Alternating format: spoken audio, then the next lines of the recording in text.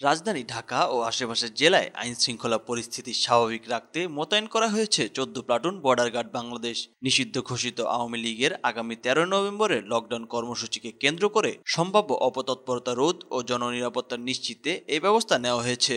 বুধবার সকালে বিজিবি সদর দফতরের গণসংযোগ কর্মকর্তা মোহাম্মদ শরীফুল ইসলাম গণমাধ্যমকে জানান, রাজধানী ঢাকা ও আশেপাশের জেলায় সার্বিক আইন শৃঙ্খলা রক্ষা ও নিরাপত্তা নিশ্চিত করতে বিজিবি মোতায়েন করা হয়েছে। বিজিবির 12 প্লাটুন ঢাকায় এবং বাকি 2 প্লাটুন আশেপাশের জেলায় দায়িত্ব পালন করছে। পরবর্তী নির্দেশ না দেওয়া পর্যন্ত এই মোতায়েন কার্যকর থাকবে বলে জানানো হয়েছে।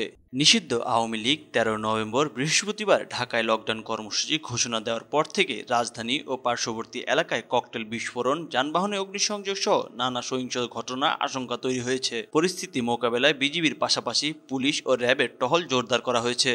প্রসঙ্গত, গত বছরের জুলাই মাসে সংগঠিত গণ অভ্যুত্থানে মানবতা বিরোধী অপরাধের মামলায় ক্ষমতাচ্যুত প্রধানমন্ত্রী শেখ হাসিনা সহ 3 আসামির রায় ঘোষণা করা হবে আগামী 13 নভেম্বর।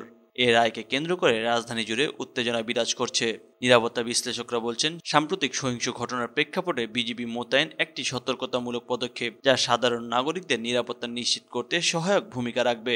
রাজধানীতে ইতিমধ্যে গুরুত্বপূর্ণ স্থাপনায় নিরাপত্তা বলয় জোরদার করা হয়েছে। আইন শৃঙ্খলা রক্ষাকারী বাহিনী জানিয়েছে, যে কোনো ধরনের বিশৃঙ্খলা বা সহিংসতা মোকাবিলা করতে তারা প্রস্তুত। পরিস্থিতি স্বাভাবিক রাখতে সর্বোচ্চ সতর্ক অবস্থানে রয়েছে প্রশাসন।